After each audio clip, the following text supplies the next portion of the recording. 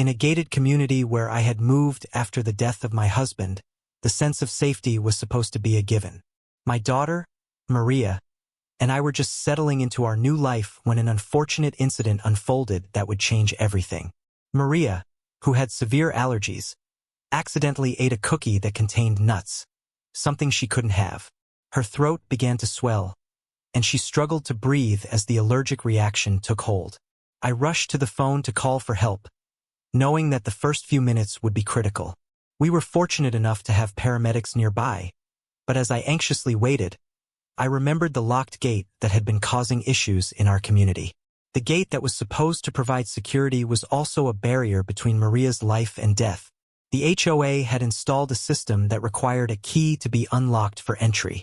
But that day, for some reason, the key was nowhere to be found, and no one could open the gate to let the paramedics in. It was a bureaucratic nightmare. Despite the severity of the situation, the gate became an unmovable obstacle, and time was running out for my daughter. I was frantic, trying to make the HOA staff understand the urgency, but they were more concerned with maintaining their rules than helping us. The paramedics, already on their way, had been delayed due to this lack of access. Every second felt like an eternity. My mind raced as I could hear Maria's gasps for air from inside the house, her struggle becoming more desperate. The situation was quickly escalating, and I realized that this wasn't just a medical emergency. It had become a fight against the system. I desperately begged for someone to help, but no one seemed to care. At that moment, I knew that if the gate wasn't opened in time, my daughter might not make it. Every instinct in me screamed that the rules didn't matter. Her life was in jeopardy. I felt helpless, torn between the bureaucratic system and the life of my child.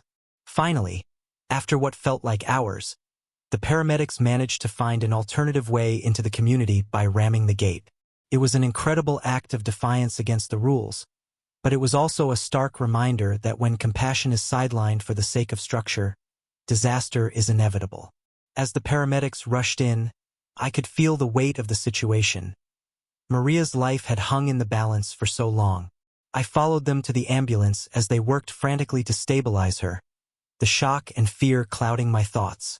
They told me that she was stable, but the ordeal had left me shaken. Maria was alive, but for how long? I couldn't shake the feeling that a tragedy had been narrowly averted, all because a few people had decided that rules were more important than people's lives.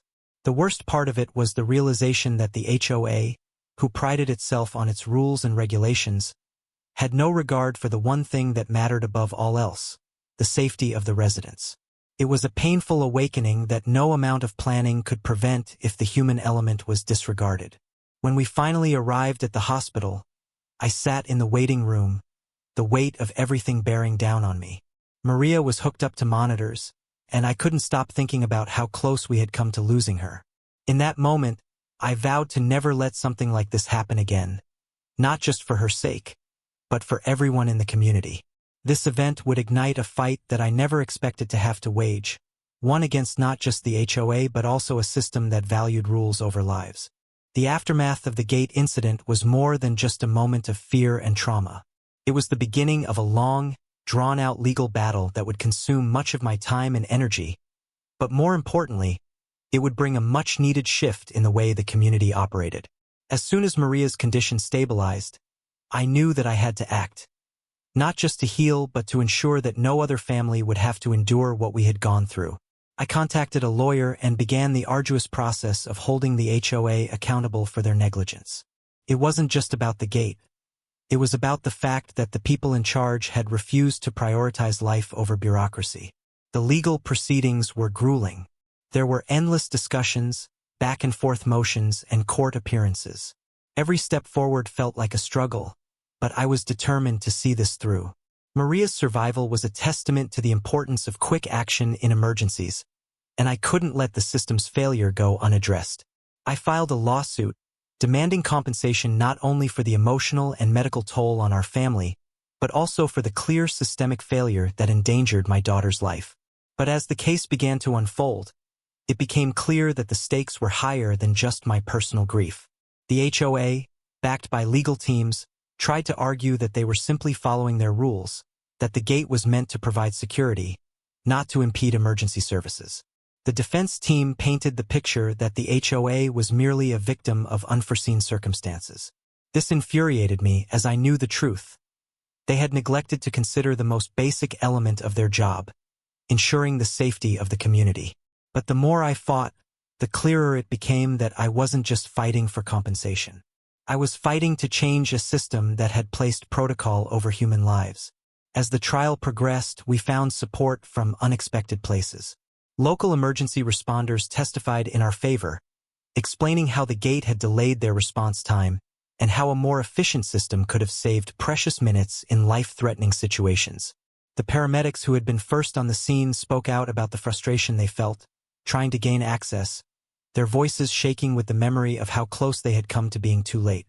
With each testimony, it became more clear that the HOA's rules had failed us in the most basic way. The public's opinion began to shift in our favor as more people realized that this wasn't just about a single family.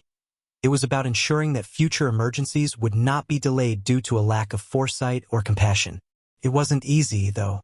Many residents still sided with the HOA, defending the idea of rules and regulations as they had always been. Some believed that the HOA had done nothing wrong, simply following the law to the letter. Yet, as the case gained more media attention, the narrative started to change. The community began to see the flaws in the system, and I found myself slowly but surely gaining allies who understood the importance of human compassion over cold bureaucracy.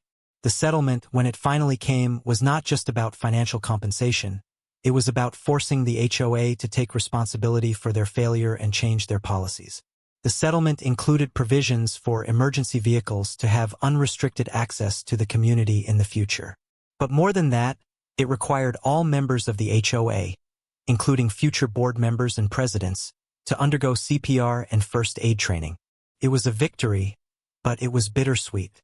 Nothing would ever erase the terror of that day, the fear of losing my daughter, the sense of helplessness that had overwhelmed me. But at least I knew that through our fight, some tangible change had come out of the tragedy. When the legal battles were finally over, I felt a strange sense of closure. We had won. The gate had been replaced, and the community had put new systems in place to ensure that no emergency would ever be hindered by something as trivial as a locked gate again. I knew it wasn't perfect, but it was progress. It was a reminder that change is possible, even in the most rigid systems, when people are willing to fight for it. The new bylaws weren't just about rules, they were about protecting lives, about making sure the community understood that true security didn't come from a locked gate, but from the ability to respond swiftly to emergencies. I could finally breathe a little easier, knowing that the changes we fought for were now in place, ensuring that no one else would have to face the terror that I had. Yet, there was still a part of me that couldn't fully relax because the damage had already been done. Maria had lived, but the scars would remain. Her traumatic experience with her allergies had left her shaken, and the memory of the event lingered for months. But life slowly started to return to a new normal. The change in the community atmosphere was tangible. The broken gate had been replaced, but it was the shift in mindset that had a more profound impact. People began to see the importance of caring for one another, of putting empathy first. The rules that had once been so rigid were now seen through a different lens. The community was not just a collection of houses and fences anymore. It was a community of people who were learning to care for each other, to put their safety above aesthetics. For the first time since moving to the gated community, I felt like we were truly part of something. And as for Maria, she began to recover in ways that I never expected.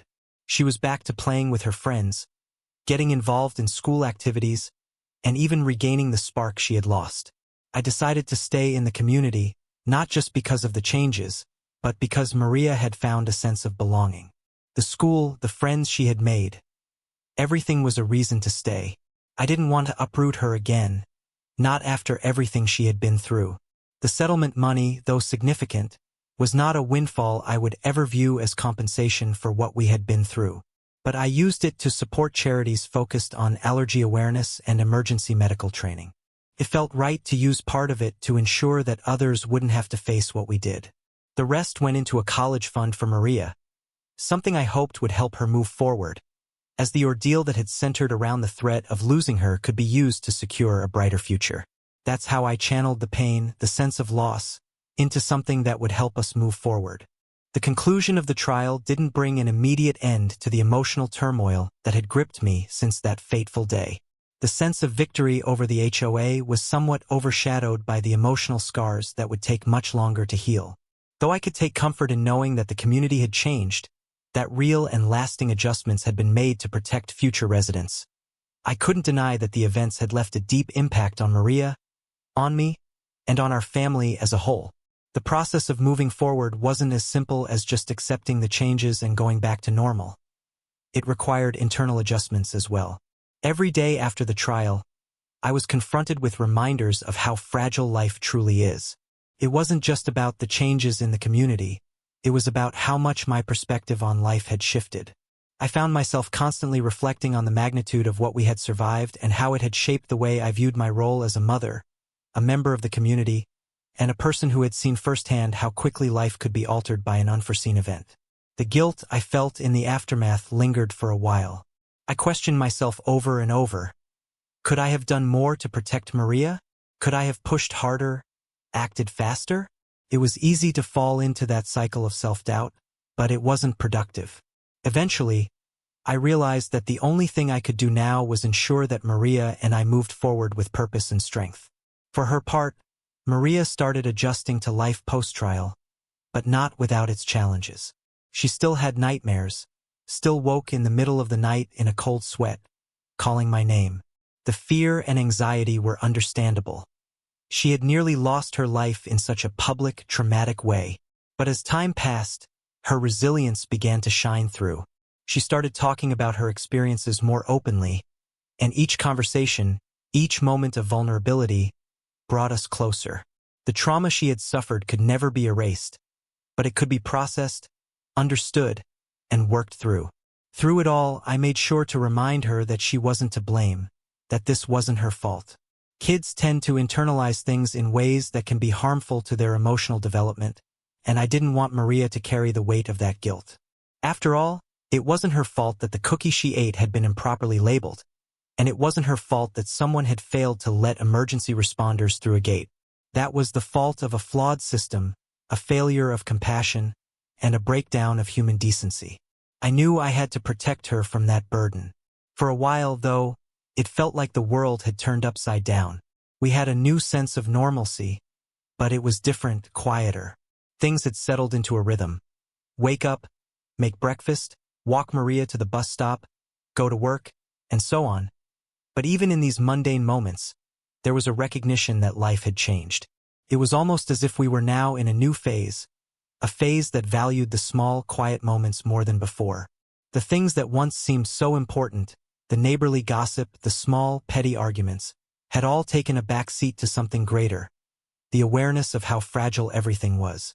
Maria began to thrive again, but in different ways than I had expected. She discovered a love for soccer, a sport I had never imagined her enjoying. She ran up and down the field, her dark hair flying behind her, a wide grin on her face, exuding joy in a way that was nothing short of beautiful. I stood on the sidelines, watching her play with a sense of pride and gratitude, knowing just how close I had come to losing her. In those moments, I didn't just see my daughter running and laughing. I saw the resilience of a child who had faced something no one her age should ever have to face and had come out on the other side stronger. It was a miracle to witness, and each time her team scored a goal, I found myself cheering a little louder than the other parents. The small victories felt all the more precious now, as I understood the true meaning of life and its fragility. I thought about Amber, the woman who had once been in charge of the HOA, the one who had made the decision that nearly cost me my daughter's life.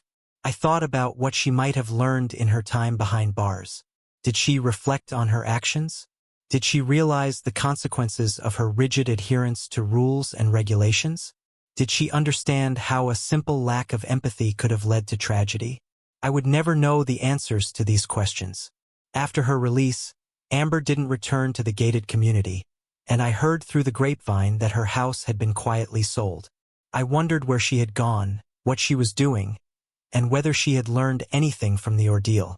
I would never know for sure, but a small part of me hoped she had changed. that she had come to understand the importance of compassion over bureaucracy. The truth, though, was that I couldn't stake my sanity on hoping for her enlightenment. I had enough to focus on with my own life. As the months passed, life continued to move forward. I found a renewed sense of purpose in sharing my story. I started speaking at local schools, community centers, and forums, educating people about the dangers of severe allergies, the importance of immediate medical intervention, and the role of compassion in emergency situations. Each speech was a way to channel the pain I had felt into something positive, to raise awareness and ensure that no other parent would have to go through what I had. It wasn't easy at first. Public speaking was a challenge, and I found myself shaking as I retold the story of that fateful day. But with time, I discovered a strength within myself that I hadn't known existed. I realized that the same determination that had driven me to fight the HOA now drove me to speak out, to share our story so that others wouldn't have to experience the same fear and helplessness. I spoke not just for Maria but for every family that might face a locked gate, an obstacle, or a delay in an emergency. I wanted to ensure that no other child would suffer because of a failure to act quickly, a failure to think beyond the rules. Maria, too, began to heal, but in her own way. She didn't just survive the ordeal, she thrived. She learned that while life is fragile, it is also incredibly resilient. She learned that the people around her, those who loved her, would always have her back no matter what. And as for me, I learned that compassion is the most powerful force in the world. I learned that sometimes the simplest acts of kindness, the smallest gestures of care, can save lives. The bureaucratic rules that had nearly destroyed us were nothing compared to the power of empathy. I knew that I would never again take for granted the preciousness of life, the love of my daughter, and the kindness of those around me. And though it would take years for all the wounds to fully heal, I had the peace of knowing that we had done everything we could to ensure that no one else would have to face what we did. We had fought for change, we had spoken out, and in the end, we had found a sense of purpose, not just in our survival but in our ability to turn that tragedy into something greater. And that, in itself, was a victory.